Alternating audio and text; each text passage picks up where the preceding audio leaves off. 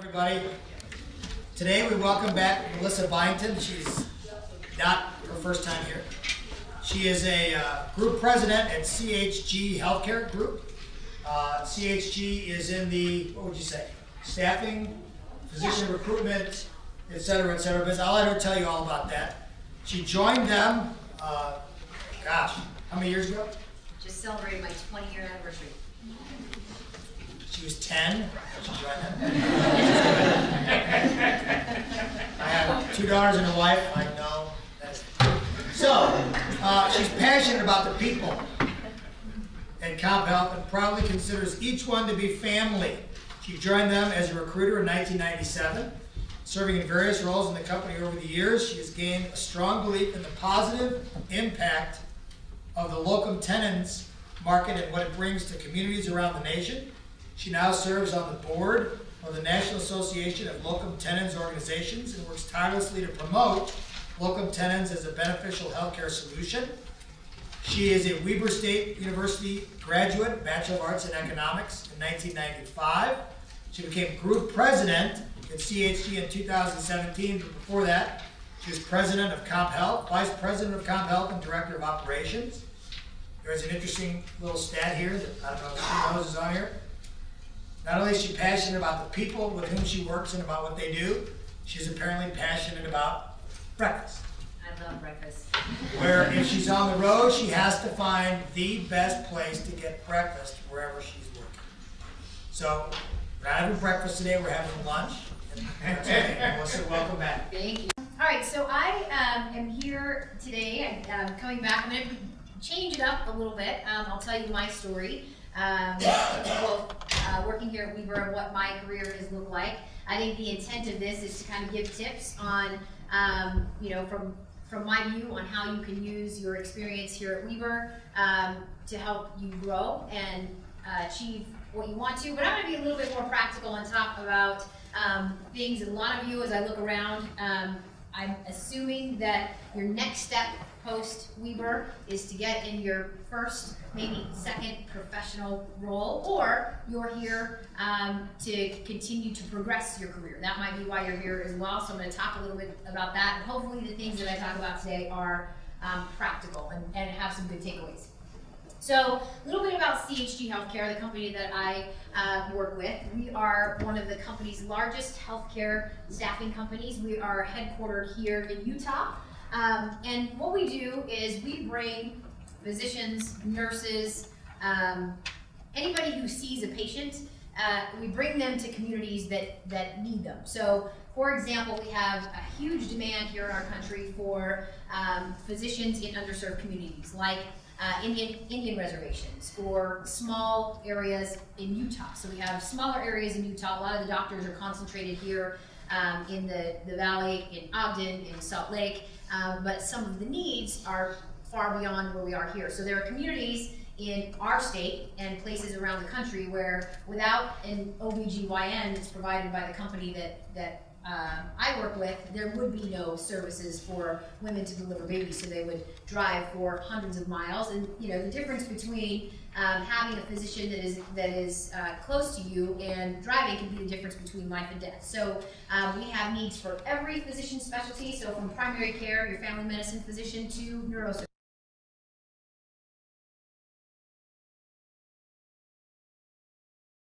Nurses and allied health professionals, and 95% of the hospitals and health systems in our country actually use temporary physicians. So temporary labor. You might go to the emergency room, and I guess for you as a patient or for me as a patient, I would know the difference as to whether or not the doctor came from CHG or if they were a staff physician at St. Mark's, for example. So we actually staff here at McKay Hospital as well, so we have doctors that work there. And a lot of times these doctors come from areas all over the place. So there are lots of people who want to live in San Diego, for example, but the needs might be somewhere else in the country. So the doctors who are working here at the hospital, McKay across the way, maybe from San Diego, California, or New York City, or somewhere else. So we try to bring the doctors to where the demand is. So the other thing that you need to know about CHG is we are the only company in Utah that is home-based in Utah that is one of Fortune's best places to work. And part of that has to do with the way we focus on core values. So a lot of companies that you'll interview with or even as you work with now will talk about core values. At CHG, it's more than just a plaque on the wall. It's the way that we operate. It's the way that we make decisions. And at the center of that is what we call putting people first. So our company strategy is if we take care of our people, and we help them grow and help them achieve their goals, our customers will then in turn see that reflected in the service that they provide. So as a result of that, we are the largest in our industry. We are the fastest growing in our industry. And again, we are an award-winning culture as well. So one of Fortune's best places to work. I had a fun video. The video's not going to work here. We've been as high as number 3 on that list. So Google is number 1 on Fortune's best place to work, followed by, I think, SAS is the other company, and then CHG was number 3 on best places to work. We've been on that list for 8 years. Now we're also a best place to work in Utah. We're one of the best places to work for millennials and women. One of the top 125 training companies in the world, meaning we've been recognized for our internal training program and the way we onboard our people. So culture is a big deal where I work. So not only do I get to do something that's meaningful, or we give back to the community by seeing patients and providing healthcare, but we also get to work at a place that's pretty fun. So, this was the cool video, no sound. I mean, it looks cool, right? This is our old building, so everybody dances and sings at work all the time. That's how we operate. Actually, we have a new campus in Midvale, so we are located on 7200 South, just west of the freeway. This is the People Hub. So this is what my day looks like. These are the people that I'm responsible for and get to interact with at work. We have an on-site cafeteria. We have a health center for our employees. Healthcare is free. At CHU, we have a basketball court and a gym. It's a surprise to me that anybody actually does any work every day. So this is where I am. So I've been fortunate to have a long 20-year successful career at CHG, and I'll tell you about how that happened, but it hasn't always been that way for me. So when I started, well, back up a little bit, I'm from Brigham City, so I'm from this part of the state, originally from Brigham City, and I grew up with a single mom who had a drug problem. And when I was 12, my brothers and sisters and I were removed from our mother's custody, and my brother and sisters were adopted by another family, and I was raised by my grandparents. No one in my family had a formal college education. It wasn't something that we thought about. We didn't have means to think about going to college, but I always knew kind of at a young age, probably maybe it was when I was 12, that I knew I wanted to have something different for myself. I wanted to be able to provide for myself. I didn't want to be in the same kind of cycle of poverty and drug addiction that the rest of my family had been in. So it was something that was always in my mind, and I tried to participate when I was in high school and do the things that would get me ready to go to college. But again, didn't have the money to do it. So when I was a senior in high school, one of my friends, my best friend, she decided she was going to go to Dixie. So the junior college at the time, she decided she was going to go to Dixie, and I thought, I'll follow her. So I applied for loans, got some people to help me out, and I moved to St. George, and had far too great of a time. And I fell in love, and I came home my first year from college with a baby. So this is me with big hair in 19, it was probably way past when big hair was appropriate. And this is my daughter, Michaela. And so I quickly kind of found myself in the same circumstance that my mother was in, even though I'd always known that I wanted to do something different. And it was kind of a wake-up call for me. She was actually born at Katie. It was a wake-up call for me that I knew not only did I want something different for myself, but I wanted something different for her. So I enrolled here at Weaver, and we started our journey here. So I would work. I actually was in a program where I would work at the library. So I worked at the library here and then went to school full-time. At Weaver, decided to enroll in the School of Business in the Department of Economics. To be honest with you, I didn't know why I chose economics. I actually took a course and was very fond of the professor that was teaching at the time. He really engaged with me and inspired me. It wasn't that I had this, you know, I didn't want to be an economist when I grew up, but it was a challenge, and I knew I wanted to do something challenging, and I really connected with my professors in that department. So worked full-time, went to school full-time, and graduated here at Weber in 3 years. So I graduated in 1995. It's hard to say that out loud because when I look at you, I think I am you. So it's hard for me to kind of put that all in my head. So graduated in 1995. The next kind of fortuitous thing, I guess, that happened for me was that I hooked up with the Career Center here at Weber and was hired by Dillard's Corporation. So I worked in retail for a while, and they moved Michaela and I to Phoenix. And that was my first job out of college. I worked in retail. I was in the buying office there, and quickly learned. How many of you have worked in retail before? Okay, or work in retail now. So being in retail, being a single mom with a baby in retail is a struggle. The hours, right, are difficult, and trying to get daycare in off hours is hard. I did that for a couple of years, and the pay's not great, by the way. So that's the other thing. So Michaela and I lived in a one-bedroom apartment. We lived in Phoenix for 6 months, moved back here, lived in a one-bedroom apartment, and really, to be honest with you, struggled to make ends meet. The other thing about that first job was that my performance was really based on how much inventory we sold at any given time. It was less based on my leadership skill, even though I was a leader at the time, and I didn't have a lot of interaction with my direct supervisor. It was, you know, high five if you had a good month, otherwise, you know, don't bother me. So that was kind of how that worked. After probably a year and a half or 2 years, Michaela started, it was hard on her. So she, you know, started to act up when it was time for me to go to work. I actually ended up working retail during the day and at her daycare at night so that we could, you know, pay the bills. And it was taxing on both of us. So I knew at some point I had to do something different. So this wasn't going to work for me long term. It wasn't going to work for our family. So I moved into banking. So I worked for a bank for a period of time. Actually got into the mortgage business, and long story short, I sucked at it.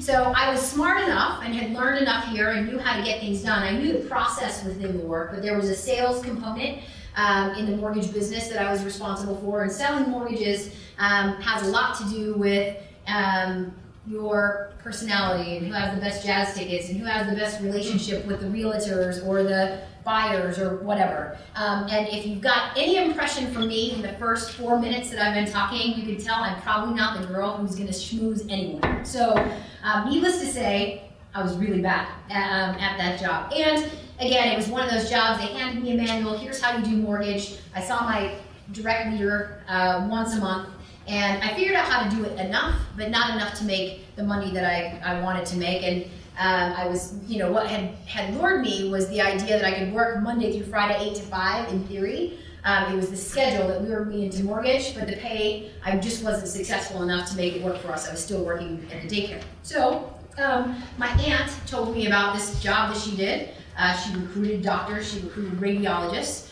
She could have told me at that point she was selling vacuums door to door. I didn't care. I needed to do something different. So I joined CHG on the pediatrics team. This is the current pediatrics team as a recruiter.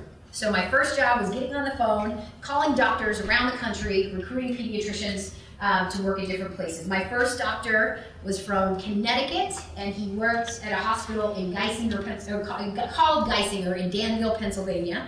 That was my first placement. I remember it today. I found this job in this company where if I worked hard, if I had good follow through, if I was disciplined, I could be successful.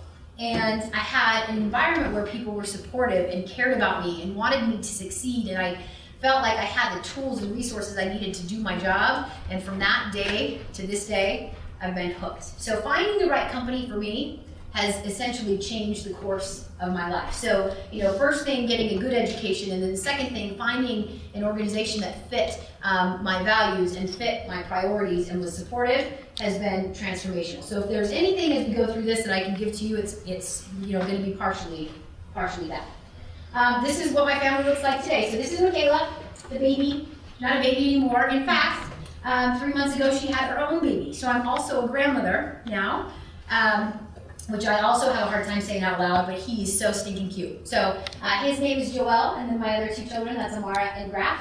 And so instead of, spending my nights at daycare, now I'm living in a 1-bedroom apartment. I live, in a nice house in Sandy, Utah, and I spend time at Graf's baseball games, and Amara likes to ice skate, and Michaela play basketball, and cuddling this cute little baby. So my life, like I said, has transformed since the time that I was here at Weaver.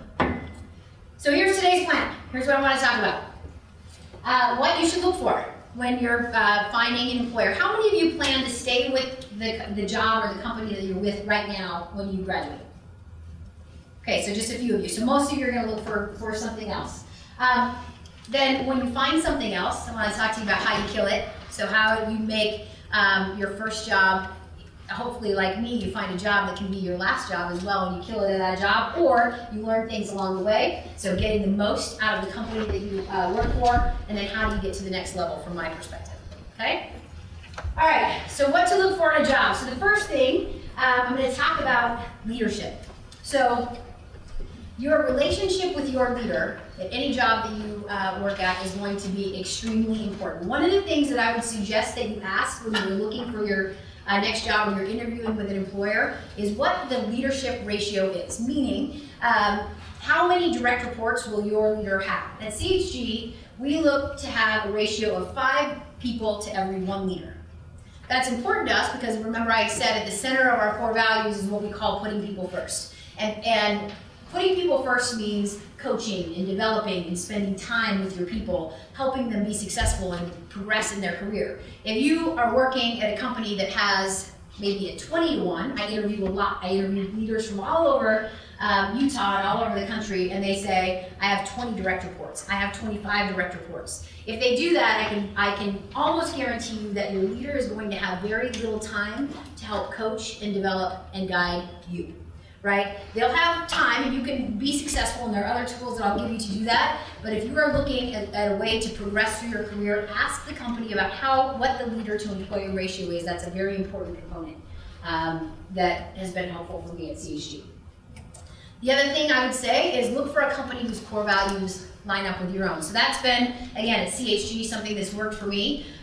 There are, lots of different companies with lots of different values and lots of different priorities. Amazon is a good example of a company who has a very defined, well-defined culture and a very defined set of values, and they're known for their customer service, right? So that's a big thing at Amazon. But what I'll tell you, internally, their culture is also known to be very cutthroat and competitive and innovative. Innovation is one of their, I don't know exactly how they word it, but it's one of their core values. Now, there's not a right and a wrong, right? So if being very competitive and being in a company that's innovative is important to you, choose a company that matches those core values for you. If having a little bit more work-life balance, or having a company that focuses on growth, continuous improvement, those kinds of things, like we have at CHG, if balance is more important, you want to look at a company that looks a little bit more like ours. Both are unique, both work well, both are good business strategies that they'll attract you, so you want to find one that matches your personality and your priorities as well. You want to look for a company that has opportunities to grow. Difference between, a large growth company and a small family-owned company, for example. A leader who will give you feedback. So I would ask the company about how they obtain feedback and how they give feedback to their employees. If there's an annual review, if there's a regular cycle of giving feedback, I'll talk about that in a little bit. And one of the most important things, a company with a low turnover rate. I would ask as you're interviewing, what does your turnover look like? A company with a high turnover rate should be a red flag for you. That means that people there aren't feeling like they are growing and developed, or they're not engaged in the work that they're doing. And kind of the centers about how you measure engagement, which impacts turnover, has to do with I have opportunities to grow and develop in my job. I have the tools and resources that I need to be successful. I have a good relationship with my leader. Those are kind of the central things that keep you working at a company long term. Now, compensation obviously has something to do with it, but typically people will leave a company for the other things that they are getting or not getting, so you want to ask about turnover, okay? Now, turn it around, so that's what I would look for in an employer. So what are companies looking for in you? And I'm going to speak from my perspective. Again, the group that I work with, we have 2,500 employees today. We probably hire, or interview, we interview thousands of candidates every year. We accept about 2% of the candidates that apply at CHG. So here's the first thing I'll tell you. Anybody who hires you are going to see what you have on social media. So today, if you were out this last weekend at a frat party somewhere and you were upside down with a beer bong, that was a lot of fun and it's cool for college, but your employer will see that at some point. And they want to be able to picture you at work. So if they only can picture you, at the bar or in your swimming suit, that's probably not a good, or without your swimming suit, I've seen some of those too, that you're going to want to make sure that you update this before you, any place that you are out on social media, wherever you're tagged. I'm sure you guys are much better than I am. My 23-year-old, she's an Instagram stalker, so you know how to do this much better than I do. If you are stalking yourself on Instagram, make sure you can't find anything that you would say, this person couldn't see me working here. They want to be able to picture you at work, so that's an important thing. Here are the other things. Your employer is looking for a cultural match also. They want people who match their core values. We are looking for people at CHG who care about people, who are compassionate, who care about making a difference, who are interested in the core value of growth and continuous improvement and getting better, who share the qualities of integrity and ethics and professionalism. Those are important to us at CHG. We actually interview for culture first, and you are a pass or fail on our cultural interview before we ever get to skill. Lots of companies are interviewing that way. Obviously, have a strong work ethic, who are willing to learn and open to learning to do things the company's way, and who adapt and be coached. A lot of times people will come in and think that they know the answer and know how to get things done, and a lot of times you do, or they do, right? But a lot of companies have developed a recipe that works for them, so being open and willing to see it from another perspective is always important. All right, so here are some of the basics. So this is for those of you who haven't been in the workforce, and maybe some of you who have, there's a little bit of fun in here also. You always want, one, to be organized, okay? Deliver on your commitments. If you say that you're going to do something or you're given an assignment, make sure you follow through on your commitments. Obviously have a good attitude. There's nothing worse than someone with a poison attitude, somebody who gossips, somebody who's negative in the workplace. Most employers, that's one of the first things that to go. Live the values of the organization, want to learn, and be professional. Work appropriate. No drinking during office hours. I know that typically that goes without saying. I've done this long enough to tell you it doesn't go without saying. So, and not drinking during office hours means also not drinking until 4 o'clock in the morning and then showing up 3 hours later where you smell like you've been drinking. Those things are obviously inappropriate. The other thing that I'll tell you is lots of companies now, we do lots of celebrations, we have lots of fun. The company that I work with, for example, we just took 900 people to Puerto Rico for a celebration for our top performers. 900 people, so 450 employees and their significant other or their guest. There's drinking and there's fun and there's parties going on. My suggestion to you would be, even if the company provides it to you, if you cannot drive, you should not have any more to drink.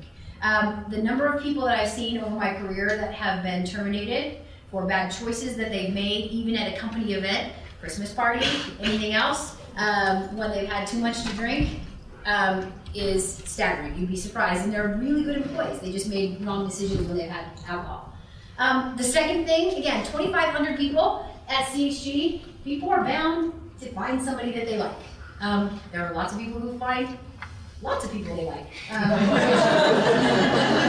And people talk about those people. But what I would say to you, so how many of you in this room, and no lying here, this is all open and honest, how many have had a bad breakup sometime in your past or your present? Bad, hairy, sad, like ugly cry, one of those, okay?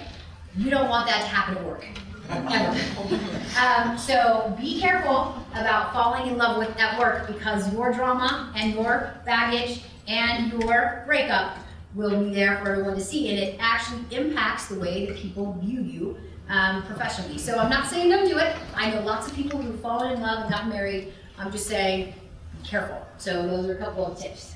All right. The other thing, dressing. Dress for your environment. So at CHG, our dress code is casual. I think lots of companies now are going to more casual environment. So you can wear shorts, you can wear flip-flops, you can wear a baseball cap at CHG. Because you wear shorts does not mean you can wear any kind of shorts, or you should wear any kind of shorts. Because you can wear tight white pants doesn't mean you should wear tight white pants at work. So you want to dress the way that you want people to perceive you. If, to my other slide, you want people to perceive you as you just woke up, were just drinking last night and came back from the club, if that's how you want to be perceived, then I guess you can dress that way. If you want to be perceived as somebody who is ambitious and wants to progress in their career and wants to get ahead and wants to do a good job, dress as such. So just because you can, and because your company says you can dress any way you want, my recommendation from years and years of experience is that doesn't mean that you should. So dress for the job that you want, not to the dress code. So that my 2 cents on that. And I preach that all the time. So, all right, so these are some things that your boss should never have to talk to you about. 1, your attendance. So this is a big deal. So coming in late, leaving early, not calling in sick a lot of times, your boss should never have to talk to you about your attendance. And again, these are all tips from me to you on, assuming that you're getting an education because you want to continue to progress in your career, you want to make more money, you want to be successful.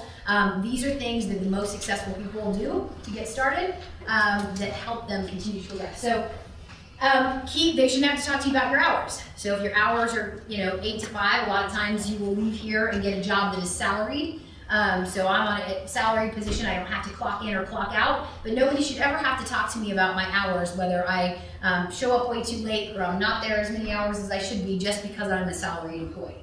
Attire, we talked about that. So no boss should ever have to talk to you about showing too much leg, too much cleavage, your shirt is too tight and you should only wear that to the gym, men. I can see your nipples through your spandex, like none of that. Nobody should ever have to talk to you about any of that. They should never have to talk to you about how you treat your coworkers.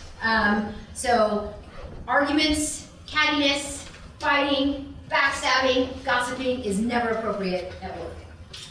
And they should never have to talk to you about things that happen outside of the office. Now I'm going to share a caveat with that. We live in a 24/7 world, and at CHG, we care. When you say putting people first, that means you care about people both inside and outside of work.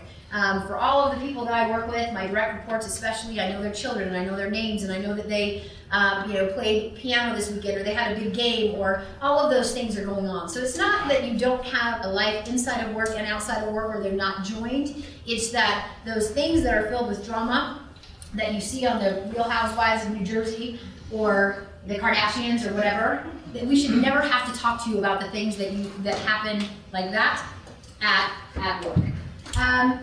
The other thing is, I would say today, personal phone calls, social media, all of those things are actually okay at work. But you've got to remember, work takes a priority. Don't plan your wedding at work. Don't plan your next 6-month vacation at work.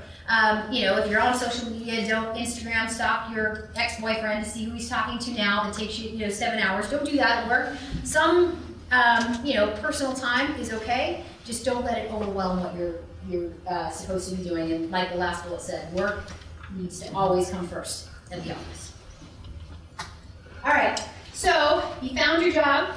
So there's the tips. You're not drunk at work. You're not wearing tight white pants. You're not falling in love with your boss. Right, all of those things, we got all the basics down. So how do you get the most out of the job, whether this is your first job or your last job or your only job? you want to build relationships. So I am by nature an introvert. So most people that I talk to are like, I have to, part of my job is to talk to, hundreds of people for a living. So I do this because it's my job. But when I'm at home, I'm very much an introvert. And so building relationships and networking and those one-on-one relationships that are required are sometimes and have been through my career, very uncomfortable for me. But they are extremely important for you to build. Will help you not only progress in your career, but also help you be successful. So here are some, like, within the organization where I would suggest you build networks. So number one, peers that can help you. So look for people in your same role or a similar role, or someone who has been in your role that can help you navigate the job, that can help you learn new tips and best practices, maybe somebody who's been there longer than you have. That's always a good group of people to network with. On the reverse of that, you don't always want it to be one-sided or come across as somebody who's not willing to help. Also look for peers that you can help. So sometimes that's a little bit harder when you're first starting out. But as soon as you can be a mentor or an advocate or help for someone else who's coming into the organization, that will also help you.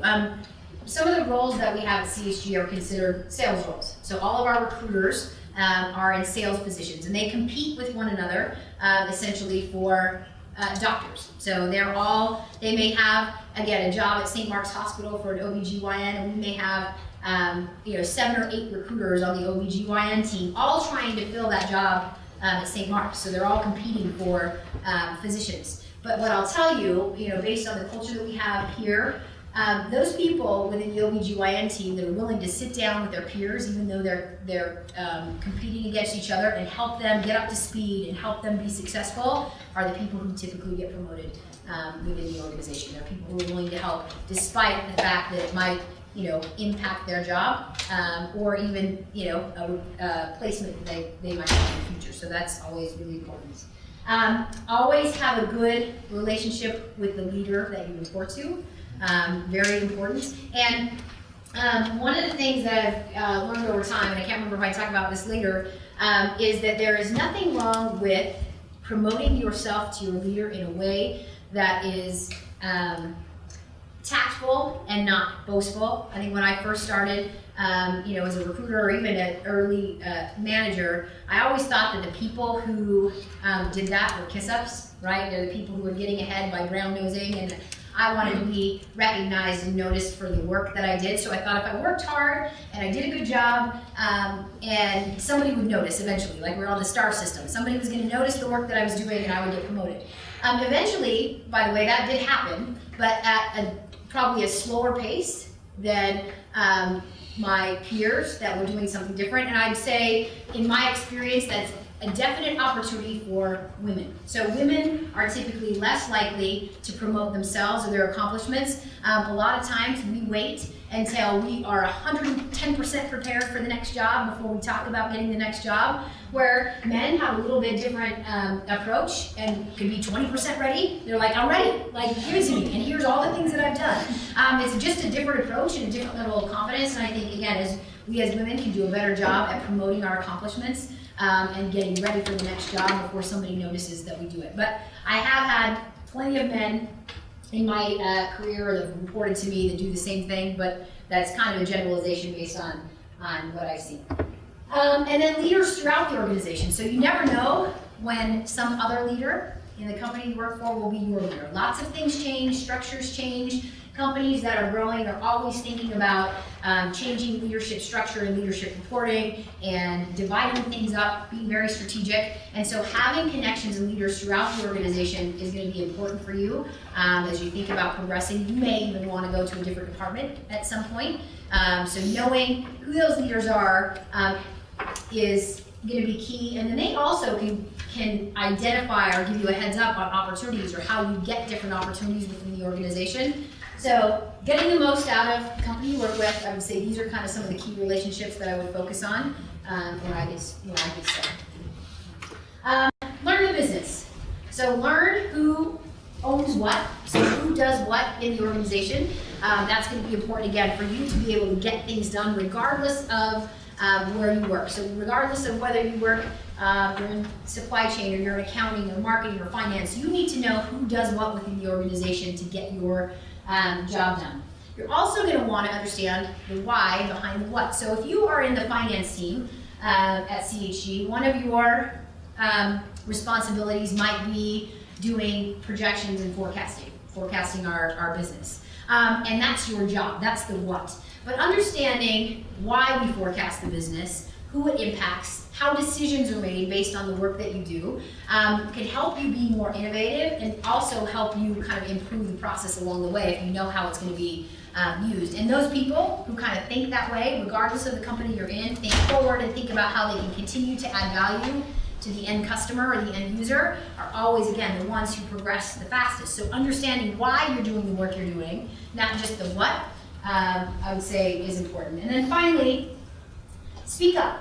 So you don't want to be the person who always has something to say in every single meeting. You know those, or you know who those people are. Like, even if there's no content behind what they say, they just have to say.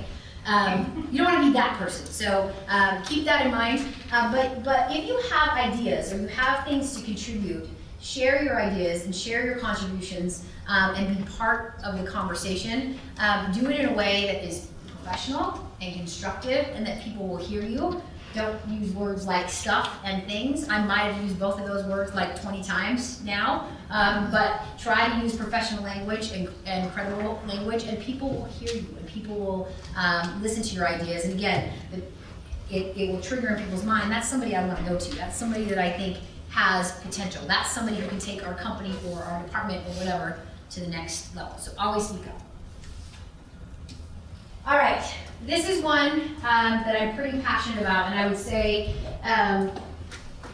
was a difference maker for me in terms of being, the recruiter. And by the way, I'd love to be a recruiter. If I could go back, if there was one other job other than the one that I have now, which is pretty spectacular, being a recruiter and having control of my destiny and being able to connect with customers directly, that was a lot of fun for me. I really enjoyed it. But part of what helped me along the way was really understanding how to take feedback and use it in a way to improve. When I first started to get feedback, I think it was hard for me to take in and understand. So my grandparents, I mentioned that my grandparents raised me after I was 12, and my grandparents, in their eyes, I could do no wrong. So, the fact that I was kind of loud and obnoxious, they said those were, leadership qualities, and I was confident, and I was, I don't know what, those were probably,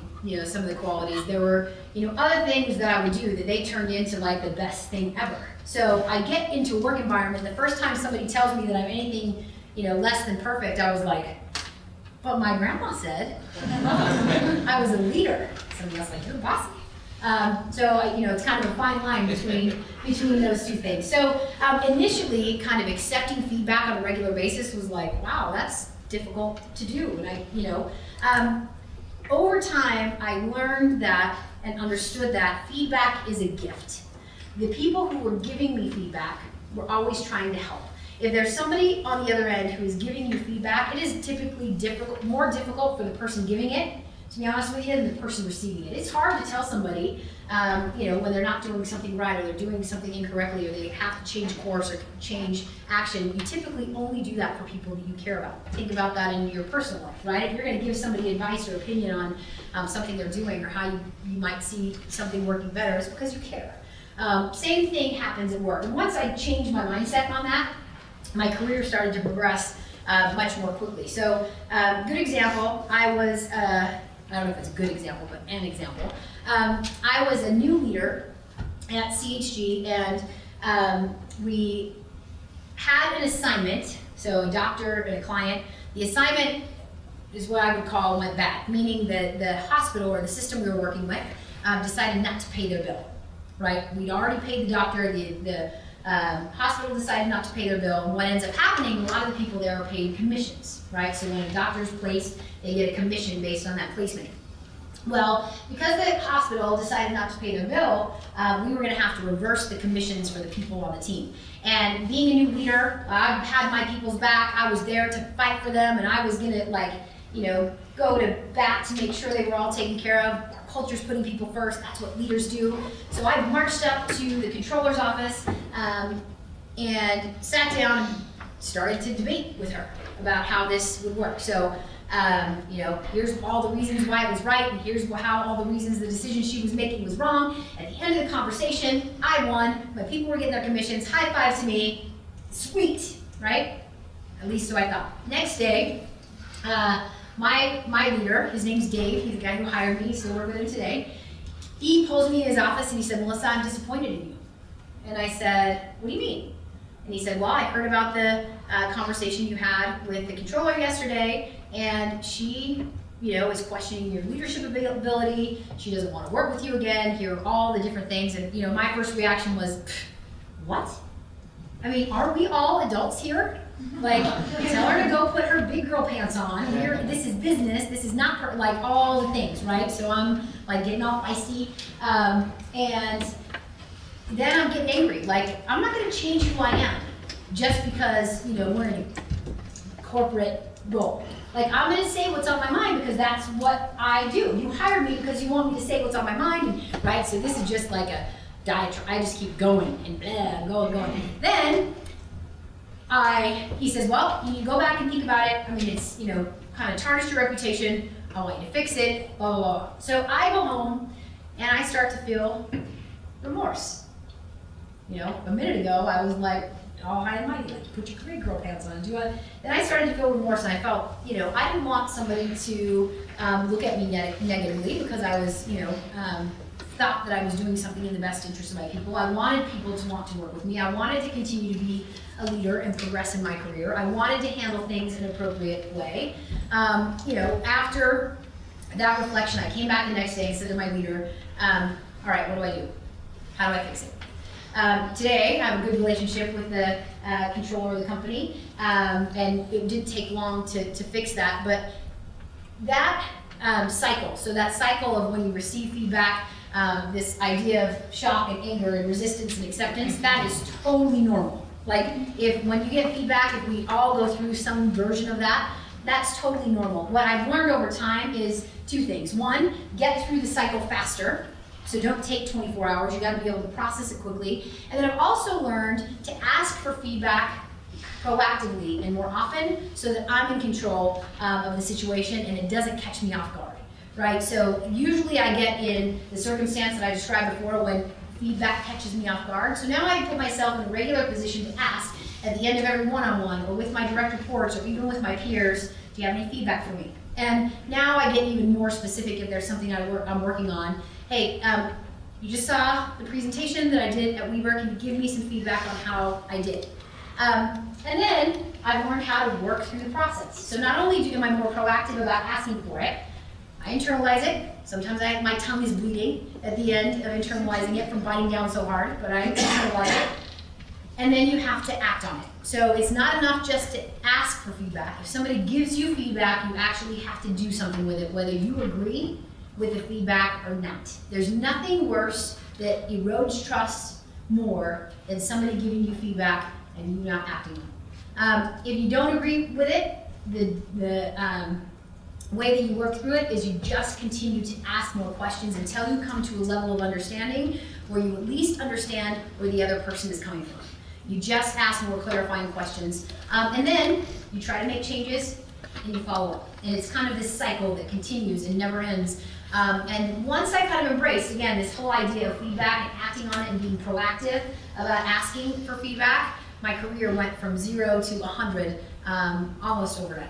Because you think about it, for people who, for me, all my kids play sports, and there's lots of kids on a sports team. For any of you who played sports before, there are those kids that 5 or 10% that stand out as exceptional. Everybody knows they're the best athlete. They're 9-year-olds that look like they should be in the NFL. There's just no doubt that they should be starting and they should be playing, right? And then They're the kids on the other end who probably are there for the social aspect, or should be the, the water girl, or wanted to be the mascot, and everybody knows it, and they're very cute, they play sometimes, and everybody's happy about it, and even they're happy because they only came to be, to have fun and have social hour. There's those two extremes. Most of the kids are somewhere in the middle. So as a parent with an athlete, that's where you always get fired up as a parent, like, my kid's not playing. For all of you who played sports and your parents were ticked off after your game, like, why didn't you play, and he played, and you're better, and did you see, right? We all get fired up about that for the kids in the middle. Well, the difference from the kids in the middle, I don't know if you noticed this, the ones who are always the most coachable, and the ones who work hard and can take feedback and actually do something with that, coaches love that. Same with leaders. Leaders love to have people on their teams who are coachable and willing to act on feedback and willing to improve. It's the same thing that happens in sports. That's what your leaders like. So feedback, taking it, being proactive about asking for it and doing something with it will really help you no matter where you land. Other few things, remember you're the new person in the company, so ask lots of questions. Typically, we say you've got, well, it's a little bit different at CHG. We give our new people a pretty extended period of time. We have a onboarding plan that we call CORE. So I mentioned we were top 125 training companies. We don't expect our new people to contribute other than learning and asking questions and understanding for 3 months. So you have 3 full months of just classroom work and side-by-sides and just trying to figure out the basics of the business before we even ask you to really get into doing your job. And for a lot of people, that's uncomfortable. They want to get started right away. So ask lots of questions. Don't be afraid to make mistakes, right? The only way that you can learn is by sometimes failing. So making mistakes is okay. And the other thing, remember, when you get to a new job, learn first and then change things second. So, lots of people like to go in and have a new job and you want to contribute and you want to be successful and you want to make a difference. First learn, and then come in and bring your ideas and your value and after you really understand how the organization works. All right, so that's getting you to, okay, you have a job now I want to do something different. I want to be promoted. I want to be a leader. I want to be in the next level of advancement for whatever position that I'm in. How do you go about that? Well, so there's this thing. I don't know how many, have you guys had any classes or discussions about millennials? Anybody talked about millennials here? So here's my perspective on that. I don't believe in all of that. I think that people have a certain work ethic based on your background, sometimes how you're raised in your environment, and sometimes it's just in your DNA. So I don't necessarily believe all the stuff about millennials. But what I will tell you is there, for some reason, are a lot of people, regardless of age, today that we see that kind of quickly expect to be in my role the minute they graduate. So they come to our office, right? We have hire you in accounting, and look, I have my degree. I'm a CPA. Do I get a raise? The answer is no. That is not how the world works. Everybody does not get a trophy like they did on your Little League football team, or your Junior Jazz basketball team, or your AYSO soccer team. It doesn't work like that at work. You have to earn the trophy. So a little bit different. Just because you have the job and the degree doesn't mean you deserve whatever schedule you want, a fast-tracked career, and tons of money. So if you were thinking that as soon as I get this degree from Weaver, I'm going to have all of these things, you're going to be sadly disappointed. So it's called work for a reason. If it was all of these things, it would be called fun. It would be called the lottery or something, I don't know, but it wouldn't be called work. So, so here are some tips in terms of getting promoted to the next level. Wherever you are, be there. Something about being present in the moment and being present in the conversation that you're in, not on your phone, not on your laptop, not on your computer, even if you're trying to multitask. Right? I know lots of us multitask now. You've got your headphones on, you've got your computer in front of you, you're watching TV TV and you're doing your homework all at the same time. That is not appropriate in work. Wherever you are, in any conversation that you're in whatever meeting you are in, be present when you're there. Raise your hand for opportunities. So if an opportunity presents itself for a project, for even if it's extra work, raise your hand. So be the person who steps up to do that. Figure out where you can help and make your boss's life easier. So good tip, take work off your boss's plate. If you see something that he or she is working on that you think you might be able to help with, volunteer to take that off and be proactive about it. A lot of times they will volunteer to do it, but if you volunteer to take it, that will always be viewed as a good thing. And then finally, own your own development plan. Nobody is going to care about the progress you make in your career and your career path more than you. So the ownership does not lie on your leader's shoulders or your company's shoulders. It is on your shoulders. So make sure that you take that, you are the person who's taking that the most seriously. And check on it at least quarterly. So meet with your leader. Here's what you let them know where you want to be or what you want to do or what you want to accomplish. And then check on how you are progressing to that goal every quarter and what the gaps are. What do you need to accomplish between this quarter and the next in order to get to where you want to be next? I can promise you, even the best leaders with the best company have a lot to do. They have a lot on their plate. They aren't going to do this as quickly as you would do it. So you need to own your career. If you want a promotion, outperform the people around you. Start doing the job that you want to move into. So you start it before you're in it. I already mentioned take the work off your boss's plate, volunteer for stretch assignments. Oh, and do a good job at the job you're in while you're at. So there aren't trophies for everyone. The best performers, the people who master this and are able to get it done, those are the people who get promoted.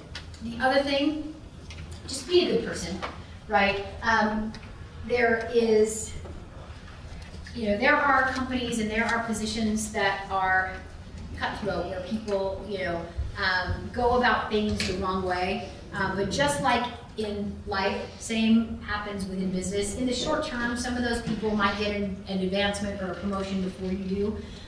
But over time, the people who operate with integrity and the best interests of other people in mind are the people who will get promoted and have the longest career. So treat others with kindness and respect.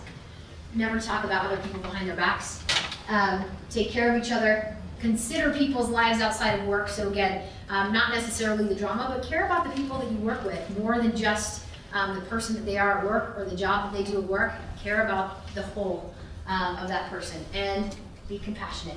I would love to have showed you this video because it's funny, but essentially, I would say the moral of this, or at least the moral of this video is you are in control of everything that happens to you both here and in the future. You are in control of the type of company that you choose. You have to be thoughtful and mindful and really understand your motivations and priorities and find a company that matches those things. You have to be a good person. You have to behave, for the job that you want. And you have to work really hard. You have to earn the job that you want as well. So hopefully I gave you some of those tips, but the point being, it's all in your control. Think about your future and where you want to be.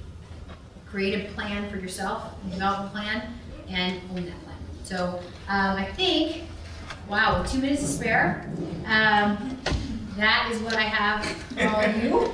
Anybody have any questions in 2 minutes? Yeah, go ahead. You have talked a lot about how we should behave when we get the job. Yeah. Could you shed some light on how we research the company that we want to work for? Oh, of course. So, one, obviously word of mouth is a big way to do it. That being said, I would say before I came here, how many of you had heard of CHG Healthcare? Some of you have heard of CHG. Okay. Most people, I would say, in the state, aren't aware of CHG Healthcare. For being one of Fortune's best companies to work for, it's one of the fastest growing companies in Utah. We have, jobs in sales and marketing and accounting and finance and IT. In fact, in our marketing department, we have the largest single, we're larger than any single agency, marketing agency, within the state of Utah. We have more than 100 employees in our marketing department at CHG. Most people in the School of Business wouldn't know that. So word of mouth, asking your friends, asking people who graduated here before. Obviously, people look at Glassdoor, that's probably an important place that people go to today. And then I would ask your professors, your teachers, use the resources that you have here on campus, because they've had so much experience either placing students or hearing from people like me who are in different businesses throughout the state of Utah. If that's where you want to stay, that they can kind of connect you or at least point you in a different direction than maybe you would have thought of yourself. I know when I was sitting in your shoes here, I had a very specific idea of where I might fit or what kind of job that I might have. I mean, I guess here at Weber State you have a sales program, but most people in the world don't grow up thinking they're going to be in sales. That's not, or I was going to be a recruiter. I mean, I have a degree in economics, for heaven's sake. Why would I ever be a recruiter? But I found something that I was good at and passionate about. And had I known about that at the outset and done more of those things, I would probably be celebrating my 23rd year instead of my 20th year at CHG. So, yeah, good question. What else? Anything else? Yeah. You talk about how culture is important. What happens when it changes? The culture? That is a really good question. When it changes, typically a lot of people will leave, right? People who are drawn to a culture, for a certain reason will leave. And by the way, that happens quite often with companies as they grow and scale. What a company looks like at, a smaller size, when they're more entrepreneurial and they're getting up to speed, might look a lot different when they're large if they don't have a good center about who they are and what they want to achieve. So I'll say, for me, I've been fortunate. That's been different at CHG. So our previous CEO, his name was Mike Weinholz. He may have heard he ran for governor this last year on the Democratic ticket. He has believed far before culture and employee engagement was cool that people were, making sure we have happy people was a strategic decision. It seemed really fluffy, at the time, and for people who were in accounting firms or finance or banking, they're like, this people stuff. Like, that's super cool, we're making lots of money, but the minute that things get tight or business isn't going so well, we throw people out the door. We start, cutting costs and all of those things. You've got to find a company that really believes and acts on their core values, and by asking people who work at that company how they feel about it, if they can recite to you, if you call someone at CHG and ask about the core values, I will guarantee you 95% of the time, unless the person's new, they can tell you what the core values are, and they will tell you that the company lives those core values. So you've got to find, through that process, a company who will do that. Through the recession, here's a good example. So through the recession, our company's been growing at probably a 20% clip over, the last 12 years at least. So we've been a pretty fast, healthy, growing company. But during the recession, lots of companies were impacted, including staffing. So hospitals, requested more or fewer nurses, etc. During the recession. So we had to think about ways to be responsible. We grew through this recession, but the way that we did it at CHG was by getting every single employee in our company together, and we talked about how we might be smarter and better about our spending decisions. We wanted to make sure that we did not do something that would impact employee culture, meaning we didn't lay off one person during the recession. We didn't cut amenities that our people thought were the very most important, like free coffee. That seemed to be important for everybody at work. Now, what I will say happened is we got a cheaper coffee, which was horrible, but we all sucked it up for a couple of years until we got better coffee later. But we engaged the whole company. That's what, for us, what a putting people first culture means. We engage the whole company in decisions that will affect our whole company. And you got to ask the employees who work there, not just the leaders. I mean, don't ask me. Of course, I'm going to say that it's the best company ever. I made a wrong job if I can't say that. But you should ask the people who work there, and that'll give you a good indication as to whether the culture is short-term or it's something you can count on long-term. Anything else? Okay, it's lunchtime. Thanks.